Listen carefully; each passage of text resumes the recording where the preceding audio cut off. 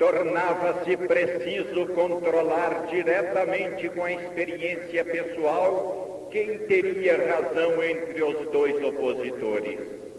Cristo, com suas afirmações enunciadas em nome do Pai e confirmadas com o martírio, ou o mundo que acha sábio fazer pouco caso, rindo-se de Cristo e acreditando de fato no contrário. A bela comédia dos séculos transcorridos, com que tranquilamente o mundo havia se acostumado a zombar de Deus e da sua lei, está tornando-se hoje uma tragédia, uma nova experiência dura em que entra em jogo a própria vida.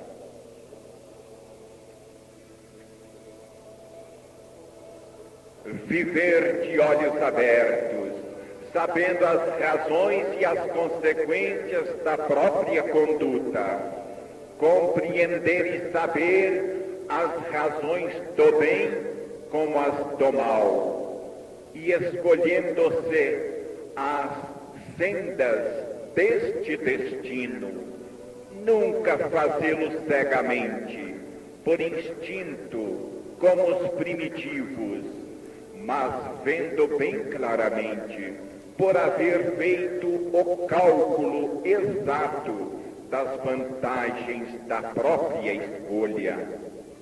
Se o bem, então, é verdadeiramente bem, este deve revelar-se à razão como o caminho mais conveniente, por ser o que conduz à nossa maior utilidade. A dor, chave da evolução, está despertando a inteligência do mundo para encaminhá-lo a um novo amadurecimento. O tema evangélico é trabalho ainda demasiado difícil para muitos alunos terrestres.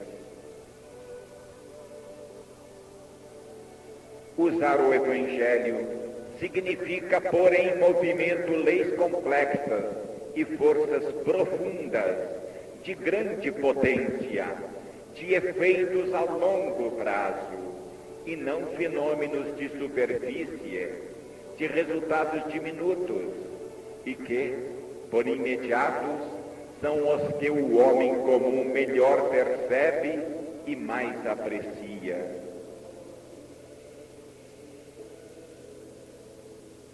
Quais as terras mais desconhecidas que as do Espírito? Como pode uma coisa terrena ser outra coisa que não uma ilusão? O Evangelho não é utopia irrealizável na Terra, mas, contrariamente, é o melhor sistema de vida e que deveria ser preferido, no seu próprio interesse, pelas pessoas inteligentes. Quem encontra diante de si um efeito, deve presumir que este derive de uma causa e que esta seja da mesma natureza e qualidade do efeito. Para o homem evangélico, não é necessário que se expolie, basta distrair-se um momento na luta da defesa, deixar um pouco a porta aberta e o próximo entra. E, não encontrando as comuns barreiras defensivas, pensa imediatamente em tornar efetiva a expoliação. O nosso sujeito saíra sangrando de uma expoliação feroz e havia sido esfolado bastante para poder suportar ainda igual sofrimento. Desta vez, se o jogo continuasse, o homem evangélico seria aniquilado. O mundo humano é um cenário complicado de aparências, entre as quais o homem evangélico deve mover-se com simples sinceridade. A escravidão do mundo foi abolida apenas formalmente, nas leis, mas continuou no instinto humano em relação a qualquer indivíduo, desde que pareça mais fraco. Escravidão moral, econômica, política, etc. De forma civilizada, com cadeias invisíveis, mas nem por isso menos fortes. O Evangelho representa a arma mais poderosa para vencer. Daí resulta para o homem que fez essa experiência o dever de comunicar seus resultados, tanto quanto os cientistas comunicam os de suas descobertas científicas. Embora, neste caso, a experiência tenha sido realizada no terreno espiritual e moral. Cada caso vitorioso constitui uma prova de uma nova verdade que vamos descobrindo e abre-nos uma porta para que, repetimos-lo, se chegue ao conhecimento completo dessa verdade e depois à sua aplicação para a nossa vantagem.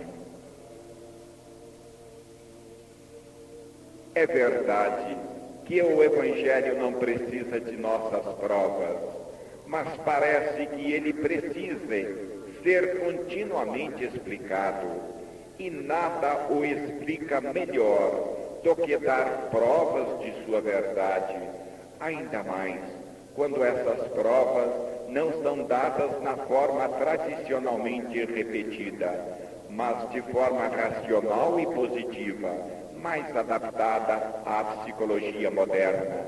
Provas estas aptas a demonstrar a verdade do Evangelho, não só no sentido fideístico e religioso, mas também como fenômeno biológico universal, em sentido positivo, no terreno da observação e da experiência, que é o terreno científico. De um lado, o mundo aguerrido, do outro, um homem indefeso, sozinho. Mas atrás dele estão as forças espirituais que o sustentam. Se nos planos inferiores o que vale é o poder material, nos superiores domina, ao invés, a lei da justiça.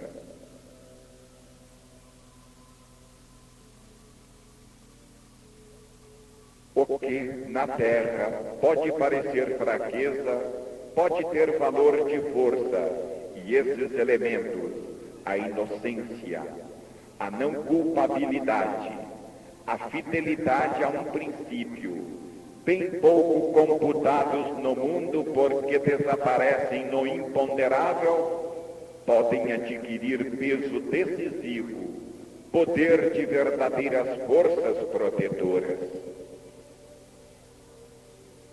Uma das primeiras qualidades do involuído é sua cegueira, que o faz crer apenas no poder de forças materiais de seu mundo, não o deixando ver e computar o que está além dele. A ignorância cresce com a involução. Quanto mais baixo se desce, paralela à força bruta, à ferocidade. Acredita-se poder suprir vantajosamente a falta de luz com a falta de escrúpulos, a falta de justiça com a prepotência, a desordem impondo o próprio eu. Chega-se assim, sem dúvida, à potência da explosão das forças elementares, fenômeno grandioso, mas primitivo e caótico. O homem evangélico, embora possa parecer inepto, sonhador aos olhos do mundo, a única coisa que faz na realidade é lançar fora as armas primitivas e pouco poderosas para apanhar outras mais aperfeiçoadas e de maior potência. De que serve a força bruta do involuído se fica paralisada com a ignorância? De que serve tão grande desencadeamento de energia, se não se sabe dirigi-la e se erram todos os golpes?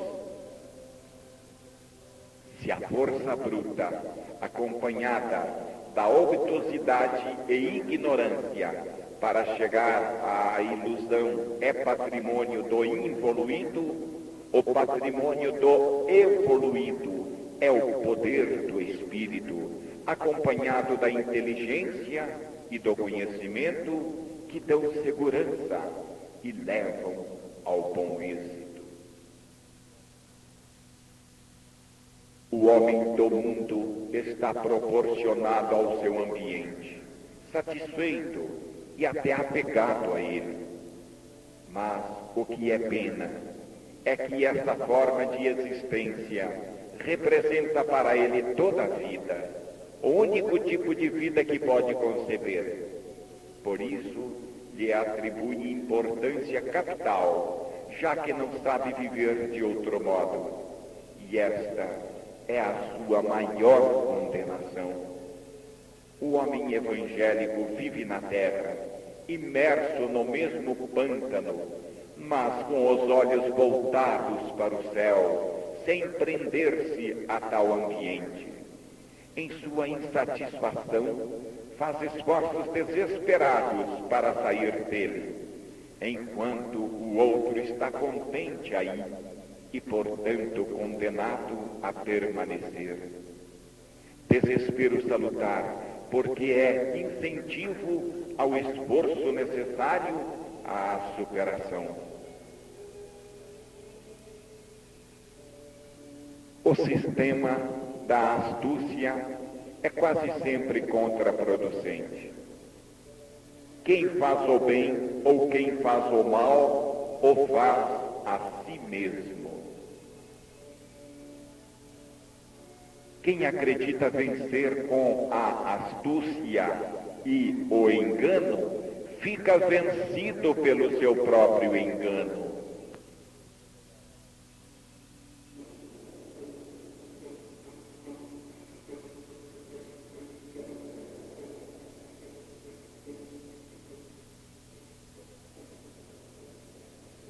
O mal só pode trabalhar contra si mesmo.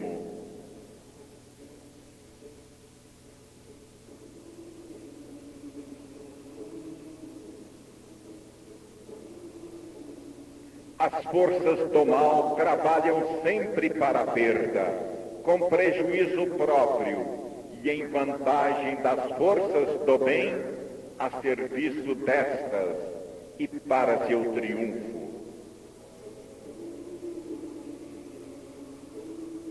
A vida do astuto enganador acaba então transformando-se em campo minado, no qual ele mesmo, em primeiro lugar, terá de caminhar, com o perigo de que uma das minas que ele mesmo colocou possa explodir a cada momento.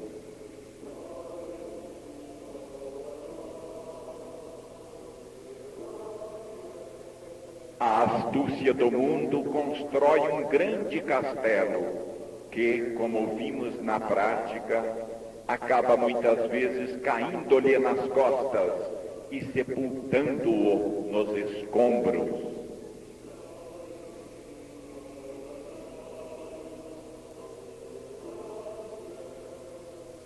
O homem evangélico tem uma só face e sempre a mesma.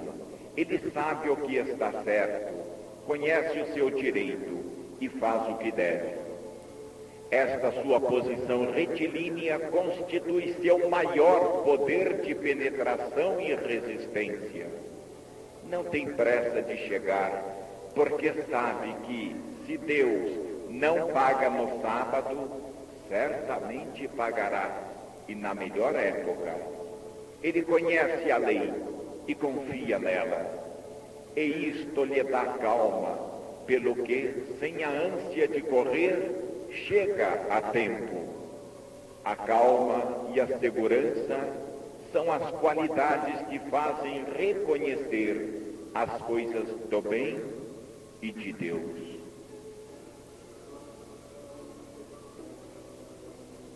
A pressa ansiosa e a incerteza são as qualidades que fazem reconhecer as coisas do mal.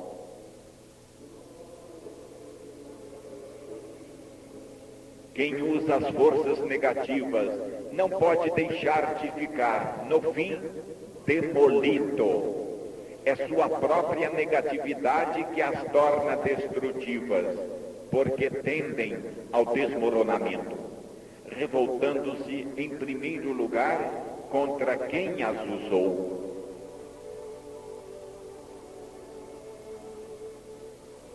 Cada mentira requer outra para justificar-se, e esta outra, e assim por diante. Mas cada vitória injustamente arrancada ao vizinho aumenta o próprio débito para o equilíbrio natural da lei e o crédito do ofendido em relação ao ofensor aumenta o peso específico deste e, portanto, a dificuldade para ele de realizar o esforço necessário para manter-se à tona. Quanto mais se vence, mais se precisa da imposição da força para defender a própria vitória. O mundo não compreende que, acreditando poder impor-se com a força ou a astúcia a essas leis, ele cava a própria ruína. Não vence, mas perde. É absurdo crer que tanta dor caia do céu injustificadamente, sem uma causa. Na lógica do mecanismo universal, é precisamente a inconsciência humana e a conduta louca que daí deriva a única explicação dos efeitos que temos sob os olhos.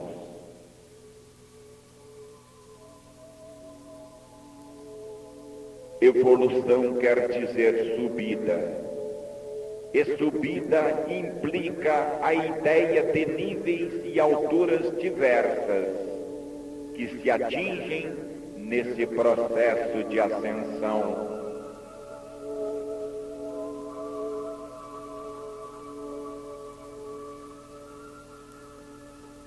A concepção de planos de vida diferentes e sobrepostos não é arbitrária, mas consequência direta do conceito de evolução.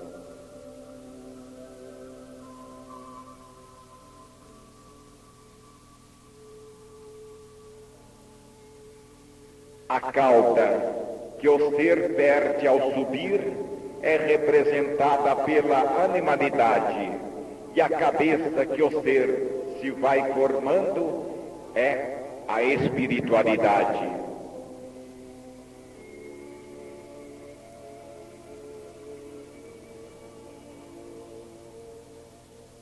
Enquanto a média normal da maioria funciona sobretudo na zona central do ser, constituída pela consciência, o evoluído funciona sobretudo na zona mais adiantada, a zona das novas conquistas.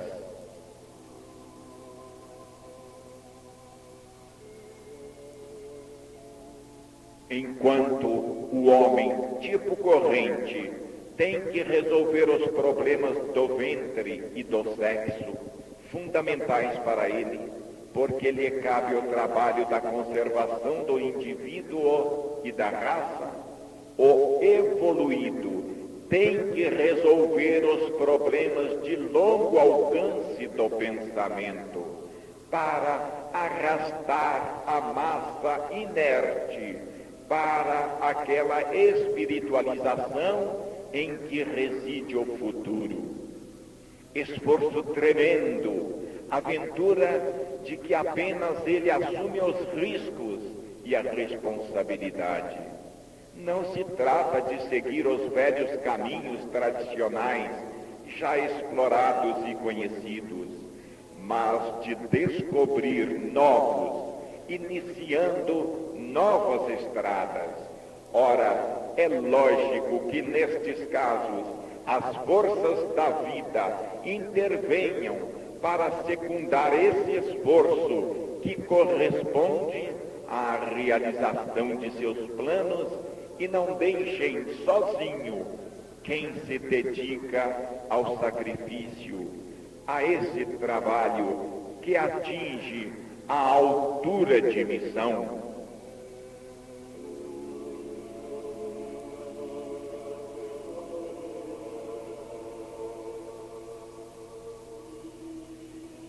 O evoluído, no fim, resulta ser o mais forte e triunfa, apesar de usar apenas o método evangélico da não resistência. O evoluído representa um dos mais altos valores biológicos e a vida econômica e utilitária sempre protege-o para que ele cumpra sua função.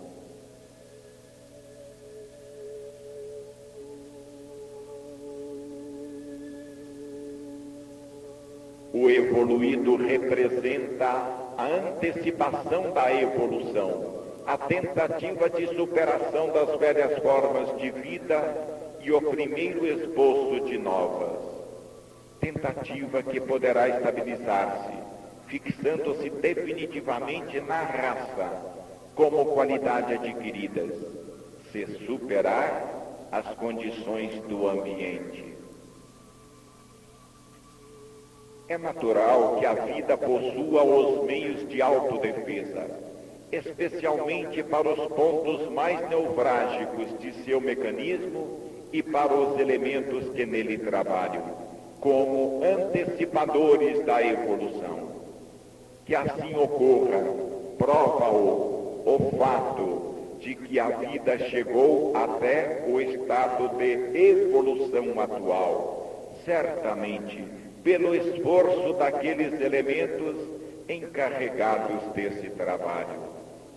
Se, mesmo na formação dos primeiros organismos inferiores, eles não tivessem assumido essa iniciativa e esse risco, os peixes não teriam saído da água para transformar-se em répteis. Os pássaros não teriam aprendido a voar. O homem a caminhar ereto e a usar as mãos para o trabalho, nem se teriam formado e desenvolvido os órgãos sensórios e assim por diante. Na formação de um novo órgão, qualidade ou tipo biológico, há sempre um pioneiro que vai à frente dos outros e enfrenta sozinho o problema para resolvê-lo. Os outros, depois, se enfileiram atrás do primeiro experimentador, cujas conquistas se tornam, assim, domínio de todos.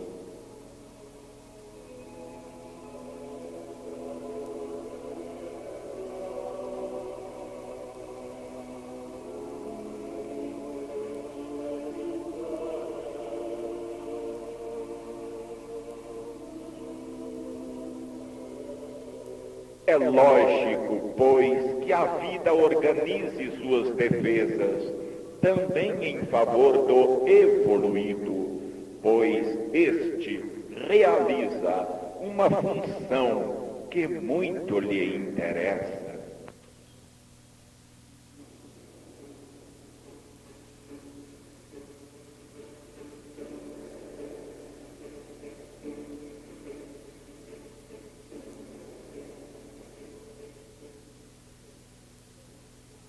Sendo biologicamente mais adiantado, o evoluído é de natureza mais complexa, mais delicado e vulnerável por sua sensibilidade.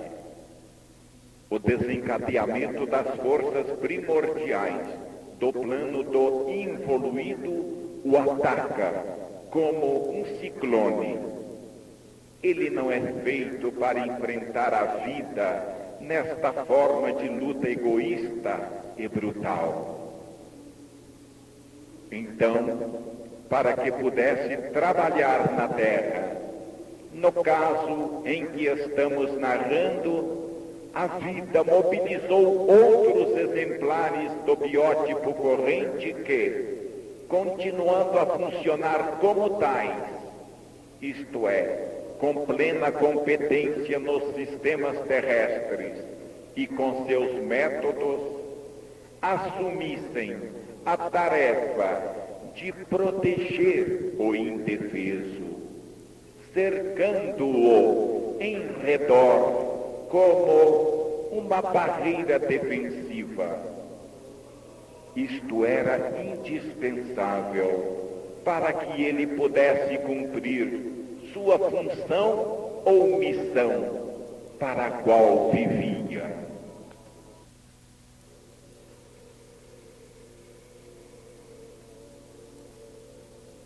Assim, os acontecimentos nos mostram que a vida fez nascer no instinto de vários biótipos, entre os mais adiantados do nível normal, o impulso de ajudar e defender o indefeso.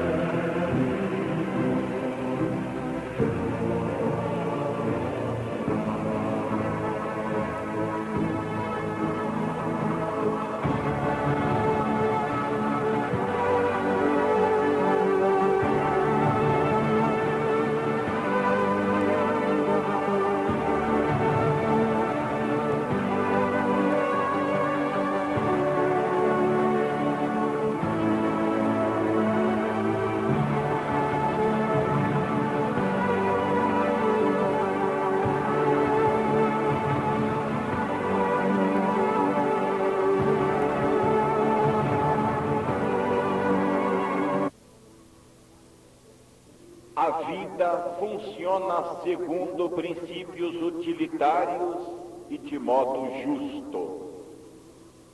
O mundo tem muita fé em suas astúcias, tanto que chega a julgá-las uma força sua, enquanto elas representam sua própria ignorância.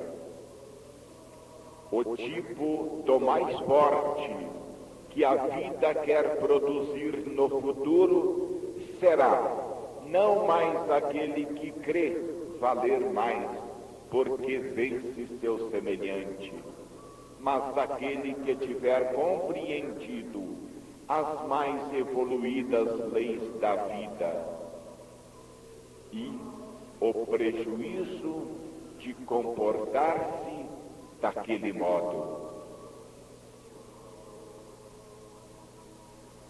O evoluído fala simples e retilíneo, dizendo a verdade nua e crua.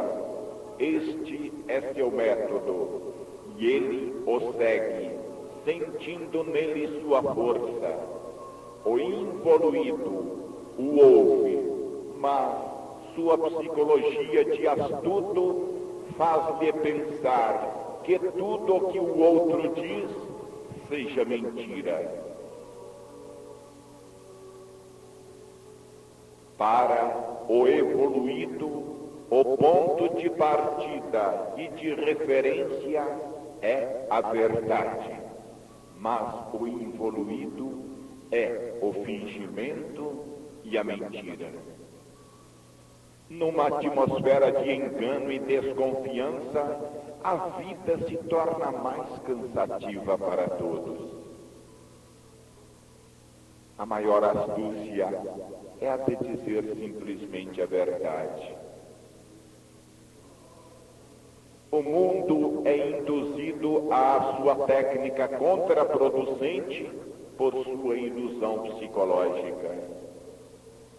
O próprio progresso da técnica científica obrigará o homem a transformar sua psicologia involuída, feita de egoísmo separatista, numa evoluída de compreensão e fraternidade.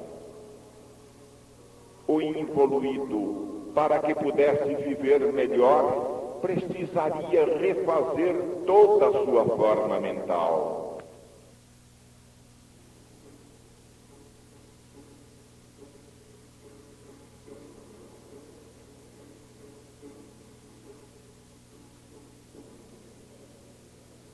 No mundo das feras, pode realmente constituir uma virtude ser feroz.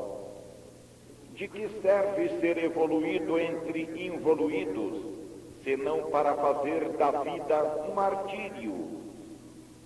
A vantagem pessoal e imediata é de tornar-se ainda mais prepotente que os outros, esmagá-los e dominá-los. Sem dúvida, é uma vantagem. Mas não é vantagem maior ser evoluído, pois isto significa pertencer a um plano de vida mais alto, onde maior é o poder e menor a dor, embora isto represente um martírio nesta vida terrena. Certamente que na terra se fica sozinho, e isto é duro. Mas onde existe um homem que, para não sentir-se só na floresta, entre as feras, desejaria tornar-se fera, da mesma raça que elas, para viver em sua companhia? Ou então aquele que, conseguindo compreender que um continente está cheio de ouro, renuncia ao esforço de explorá-lo.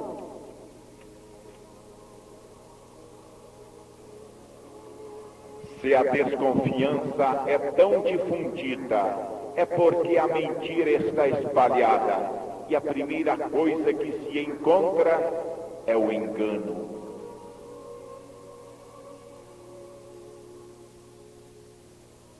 Se instintivamente se enxergam inimigos e perigos por toda parte, é porque as experiências de um longo passado formaram tal instinto, que infelizmente continua ainda a corresponder em grande parte à realidade. Certo é que, se estamos involuídos, então nos achamos construídos com os instintos adequados a viver neste mundo, em que achamos nossas satisfações, representando ele nosso ambiente natural. Podemos sentir-nos satisfeitos com ele, porque não conhecemos outra coisa. Podemos crer em suas ilusões e, tolos de tudo, aceitar suas dores como inevitável fatalidade. Com bastante ignorância, inconsciência e insensibilidade, esse mundo pode ser suportável e até desejável para quem ainda está imerso na animalidade. Para servir, seria necessário que o poder fosse compreendido como função social para o bem de todos. O involuído tem ao menos a vantagem de achar-se num ambiente adequado e proporcionado a ele, onde encontra pronta as satisfações animais que correspondem a seus instintos. A fera que nasce na floresta, o verme no lamaçal, o peixe cego que vive nos abismos sem luz do oceano, podem sentir-se nesses horríveis ambientes como em casa, em sua casa, e à vontade, satisfeitos com o que sua natureza pede. A grande vantagem de que goza o involuído é de achar-se proporcionado ao ambiente e, ao contrário, sendo-lhe fácil encontrar o equilíbrio. O nível de vida é baixo, mas tudo aí se acha na mesma e a adaptação é fácil. O evoluído acha-se defasado totalmente, numa condição de absoluta inconciliabilidade com esse ambiente, que para ele representa não o seu plano de vida, mas um inferior em que se acha exilado e estrangeiro. Para o involuído nascer aí, pode representar ir ao encontro da alegria de viver, porque nesse ambiente encontra a realização de si mesmo. Para o evoluído nascer e viver aí, pode representar a mais dolorosa das condenações. A irreconciliabilidade com o mundo torna-se para ele tanto mais viva e oprimente, quanto mais ele readquirir consciência de sua própria natureza verdadeira. Isto porque, ao seu maior instinto e desejo de evangelicamente amar e abraçar o próximo, ele só achará a resposta dilacerante do egoísmo agressivo e da luta feroz. Nesse mundo caótico, carregado de atritos dolorosos e dissonâncias estridentes, em que a desordem reina soberana, o evoluído, que por sua natureza é um sensível, se acha a cada momento à mercê de golpes violentos, aos quais naquele ambiente a insensibilidade do involuído, que está ao invés perfeitamente proporcionada. Tudo isto é tanto mais dolorosamente percebido pelo evoluído, porque ele é, naturalmente, orgânico por excelência, levado à fraternidade, e é condenado pelo individualismo separatista dominante no ambiente ao isolamento, sendo insuportável para ele o sistema de egoísmos e rivalidades, de atritos e lutas em que se baseiam nesse ambiente as relações sociais.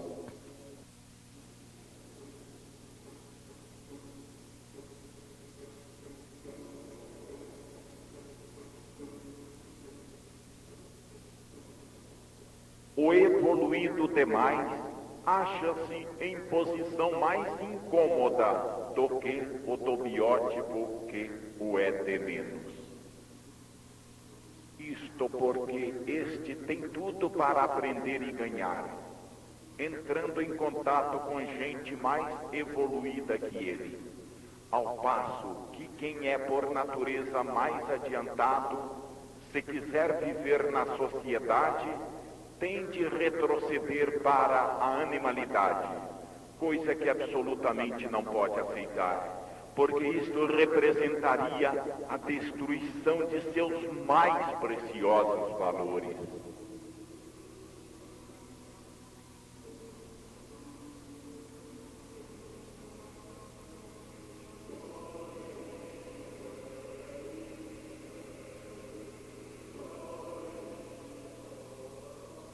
São suas as desvantagens de ter que viver num ambiente no qual adaptar-se significaria sua maior mutilação.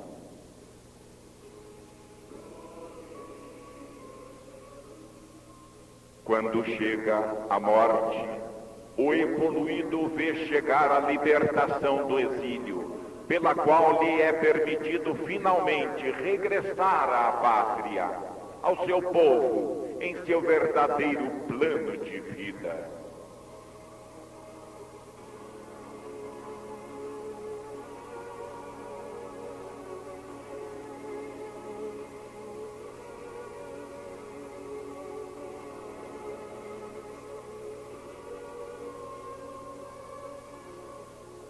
Para o homem atual, o problema é compreender qual das diversas formas de vida é mais vantajosa para ele.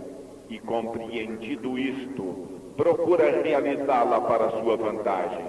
Desejaríamos com este volume fazer compreender uma coisa certa, trabalhando com mais inteligência e menos instintos, superando muitas ilusões psicológicas que nos oferecem a miragem de uma utilidade imediata, onde ao invés encontramos um prejuízo, tornando-nos astutos no bom sentido, deixando-nos enganar cada vez menos pelas aparências em que nossa ignorância nos leva a crer, e descobrindo cada vez mais a verdade profunda que está além da superfície. Desejaríamos fazer compreender que o homem conseguiria estabelecer no planeta de que é dono um ambiente de vida muito melhor.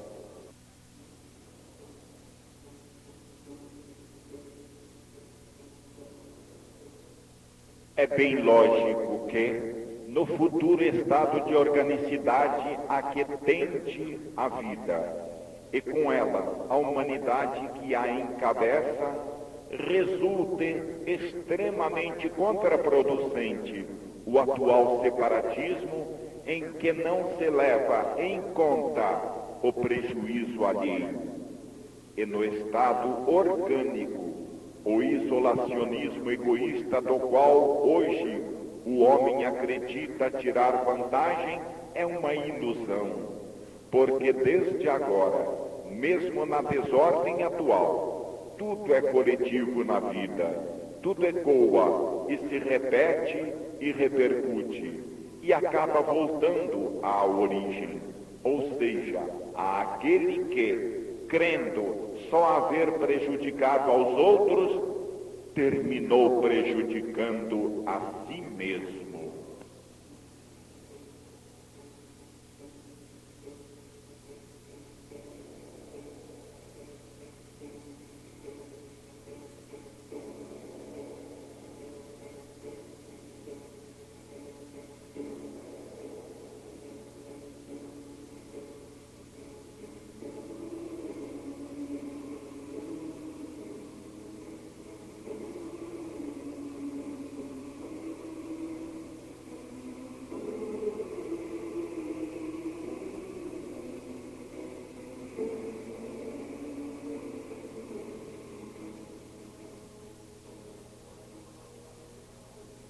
A lei das unidades coletivas é universal e ninguém pode escapar a ela.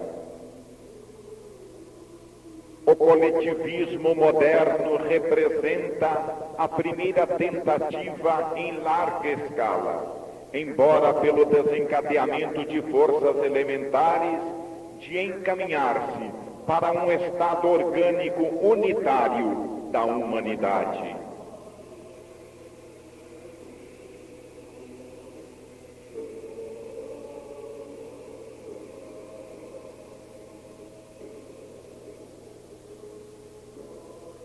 O evoluído compreendeu o funcionamento do universo e a parte que lhe cabe nesse funcionamento, porque isso não faz o que seria para ele uma tolice, ou seja, atritar-se com as outras partes da máquina, ao invés de funcionar em harmonia com elas, como é de sua vantagem.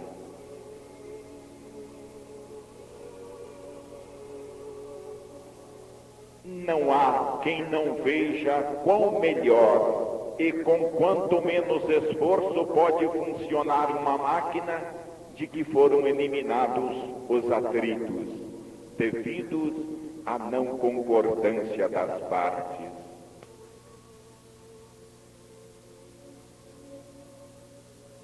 Nas unificações do evoluído, a disciplina é livremente aceita e não fruto de imposição forçada, sem rivalidades, que dão direito à vida só ao mais forte, ao vencedor.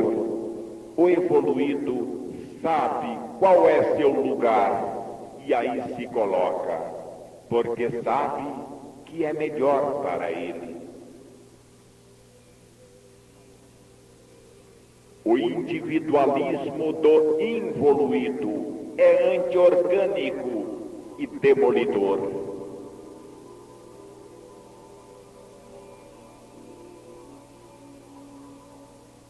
O grupo de que faz parte o evoluído abarca todo o universo e seu chefe não é um vencedor de fracos, mas um Deus bom, sábio e poderoso que organiza abraçando com amor e não esmagando com a força.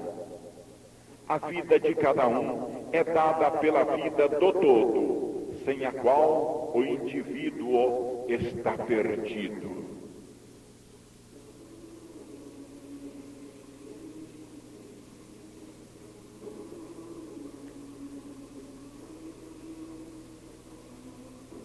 Enquanto nos agrupamentos do involuído acaba prevalecendo a separação, nos do evoluído prevalece a unidade.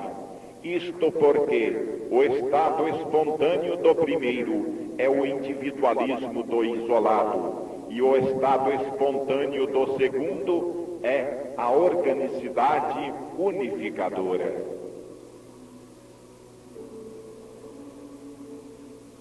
No caso do involuído, o instinto de apanhar tudo e desfrutar para si não pode deixar de separar e destruir.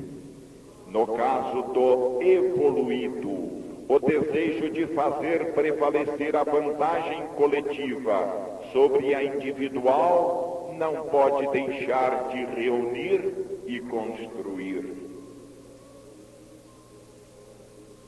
Uma das maiores vantagens do estado de organicidade é para quem o atingiu possuir maior poder diante do estado desorgânico.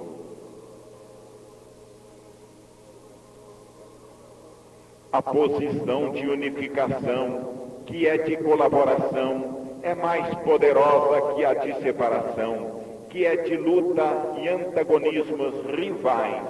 Como se diz, a união faz a força. Dado que a vida procura e quer conquistar potência, enquanto esta significa defesa e garantia de sobrevivência, não se pode impedir que a evolução leve essa vida ao estado orgânico, que representa justamente uma posição de maior potência, mais segura e mais apta a subir ainda mais.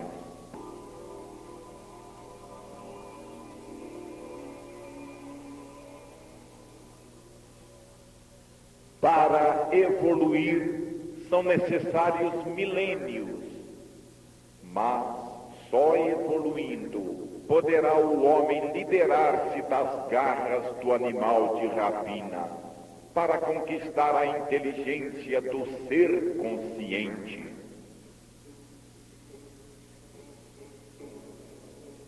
O certo é que, na luta entre o impulso unificador, que tende à ordem orgânica, e o separatista, que tende à desordem na revolta, deverá vencer, por lei de evolução, a primeira.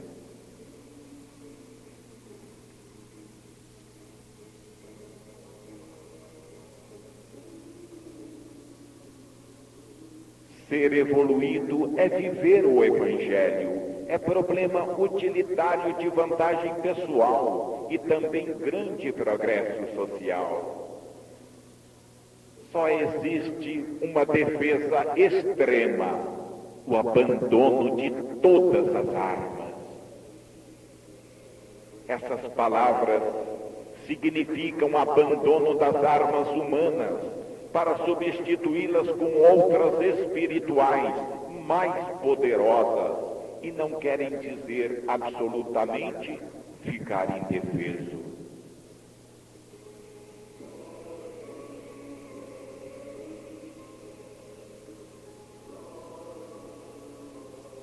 O mundo apoia-se nas próprias forças, porque pouco confia em Deus e em sua providência.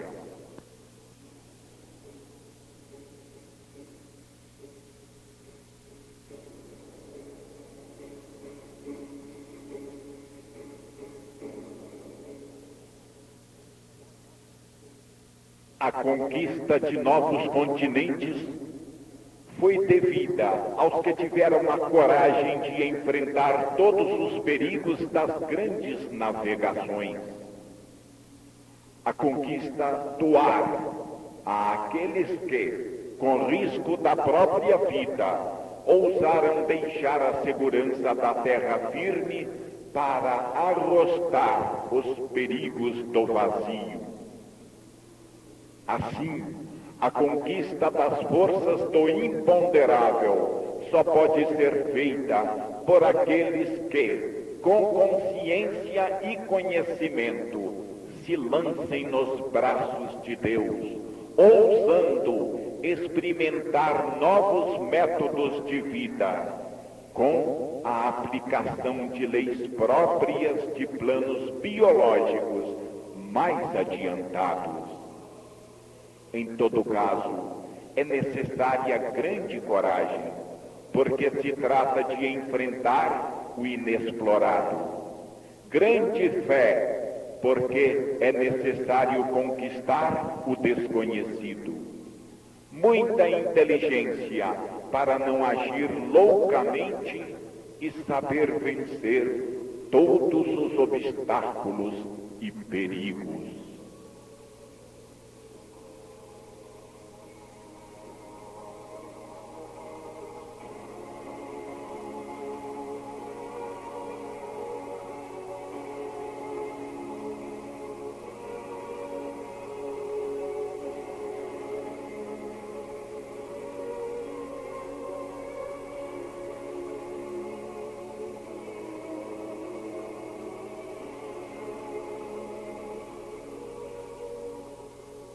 Continuamente, todos os dias, ocorrem em nosso mundo histórias de todo o gênero, igualmente vividas, e passam inadvertidas, porque ninguém pensa em observar-lhes o sentido.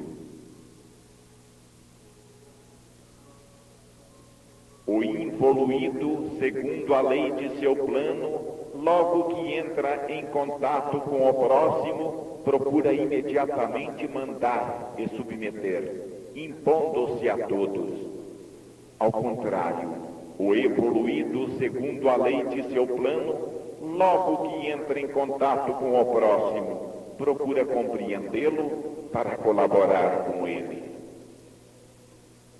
Dos princípios que regem a vida do involuído e da relativa forma mental que o guia, só pode nascer prepotência, luta, desordem, dor. Não é esse o nosso mundo atual?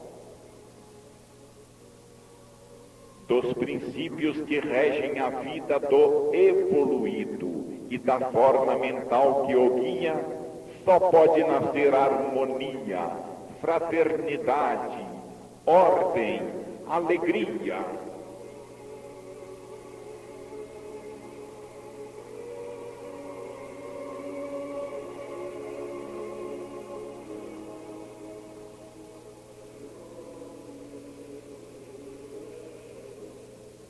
Passar do plano animal da luta pela vida ao plano orgânico da colaboração inteligente significa mudar completamente as condições de vida.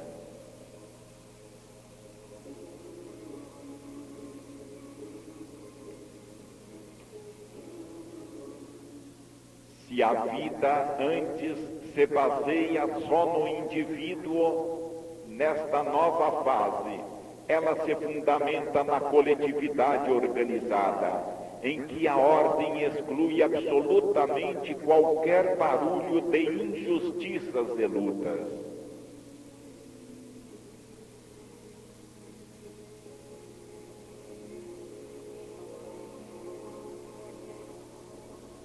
Nada de rivalidades nem lutas, com prejuízo de todos, mas distribuição inteligente de trabalho e coordenação de funções, com proveito de todos.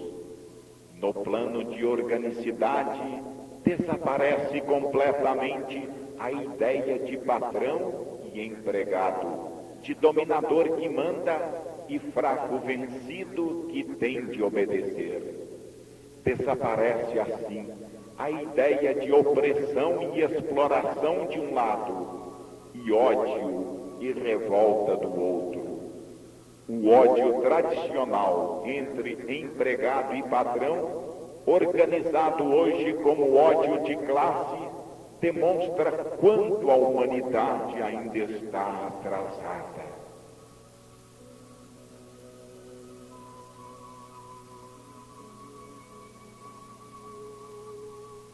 Empregado e patrão estão hoje igualmente atrasados e precisam ambos ser civilizados. Só quando o operário for tratado com mais justiça e inteligência, poderá obter-se que ele, ao invés de revoltar-se ou procurar trabalhar mal e o menos possível, se esforce em produzir melhor e o mais possível. O grau de evolução atingido mede-se pelo grau com que foi eliminado o separatismo e alcançada a unificação.